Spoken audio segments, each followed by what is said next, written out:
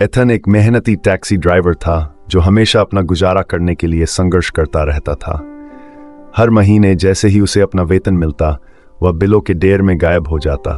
वह अक्सर मजाक करता कि उसका बैंक खाता समुद्री भोजन पर है। जब भी पैसे आते तो वे तुरंत खत्म हो जाते। एक ठंडी शाम जब वह अपने अगले किराए का इंतजार कर रहा था, उसने देखा कि एक महिला फुटपाथ पर खड़ी थी और उसके हाथों में एक छोटा बच्चा था। रोने से उसकी आंखें लाल हो गई थीं और वह थकी हुई लग रही थी। एथन के मन में सहानुभूति की भावना भर गई और उसने गाड़ी रोक दी। क्या आपको सवारी चाहिए? उसने धीरे से पूछा। उसने चुपचाप सिर हिलाया और गाड़ी में बैठ गई, अपने बच्चे को गोद में लेकर गाड़ी चलाते हुए। एथन इस भावना से बाहर नहीं निकल पाया कि कुछ बहुत गलत था। उसने उसे रियर व्यू मिरर से देखा, लेकिन वह बस खिड़की से बाहर देखती रही, विचारों में खोई हुई। जब वे उसके गंतव्य पर पहुंचे तो उसने अपना पर्स निकाला, लेकिन इससे पहले कि वह कोई पैसा निकाल पाती, एथन ने अपना हाथ ऊपर कर लिया। इसे रख लो, उसने एक गर्मजोशी भरी मुस्कान के साथ कहा। लगता है कि तुम्हारा दिन पहले से ही मुश्किलों भरा रहा है। उसकी आंखों में आंसू भर आए। मैं इसे स्वीकार नहीं कर सकता, कृपया। एथन ने अपना सिर हिलाया। यह मेरी जिम्मेदारी है, बस अपना ख्याल रखना। वह झिझकी, फिर कृतज्ञता से सिर हिलाया। जैसे ही वह बाहर निकली, उसने फुसफुसाते हुए कहा, धन्यवाद। एथन उस रात घर चला गया और सोच रहा था कि वह किन संघर्षों का सामना कर रही है, लेकिन उसने खुद को याद दिलाया कि उसे बहुत ज्यादा आसक्त नहीं होना चाहिए। हर किसी की अपनी लड़ाई थी। जैसे ही वह सोने जा रहा था, उसका फोन बज उठा।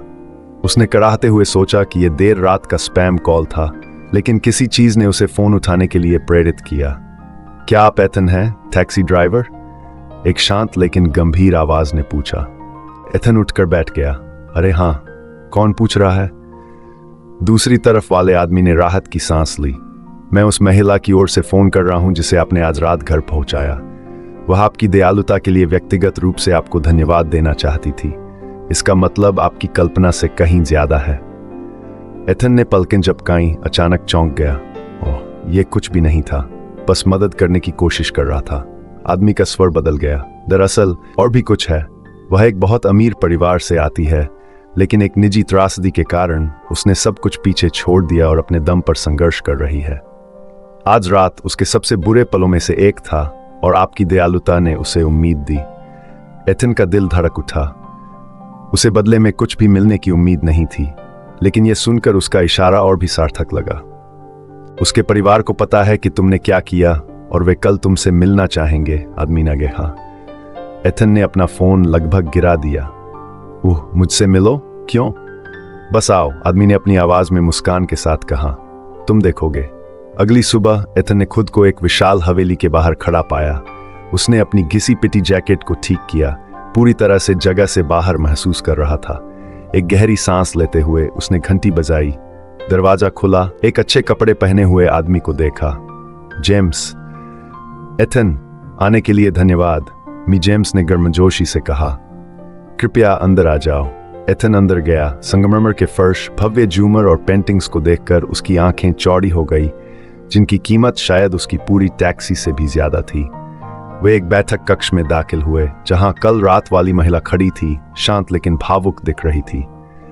जब उसने एथन को देखा तो वह सच्ची गर्मजोशी से मुस्कुराई। एथन, बहुत बहुत धन्यवाद।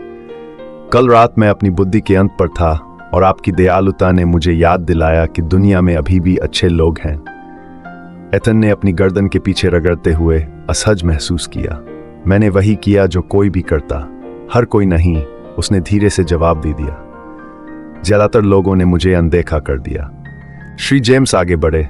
एथन, उसका परिवार अपनी कृतज्ञता को उस तरीके से व्यक्त करना चाहता है जो वास्तव में मायने रखता है।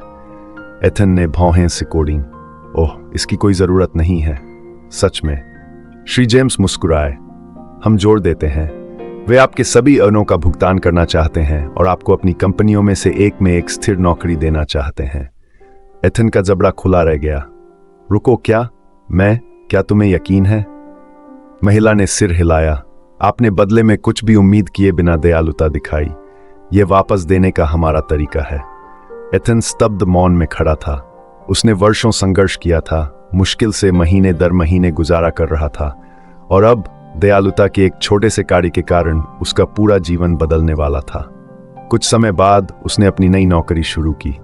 ये शुरू में आसान नहीं था, लेकिन वह एक तेज सीखने वाला था। कुछ ही समय में वह कंपनी में अपना रास्ता बनाते हुए फलने फूलने लगा। महिला और उसका परिवार सिर्फ नियोक्ता से बढ़कर बन गया। वे दोस्त बन गए। एक शाम जब एथन घर पर बैठा ये सोच रहा था कि उसका जीवन कितना बदल गया है, तो वह खुद से ही हंस पड़ा। लगता है मेरे बैंक खाते का हार आखिरकार खत्म हो गया है, उसने मुस्कुराते हुए कहा। सबक और नैतिकता, कभी कभी दयालुता का सबसे छोटा कार्य सबसे बड़ी लहर पैदा कर सकता है। हम कभी नहीं जानते कि कोई और क्या कर रहा है, और एक साधारण इशारा, चाहे वह एक दयालु शब्द हो, मदद करने वाला हाथ हो, या यहाँ तक कि करुणा का एक पल भी हो, उनके जीवन को उन तरीकों से बदल सकता है जिनकी हम कल्पना भी नहीं कर सकते। ब्रह्मांड में अप्रत्याशित तरीकों से दयालुता को पुरस्कृत करने का एक तरीका है। इसलिए आज किसी के मुस्कुराने का कारण बनने में कभी संकोच न करें।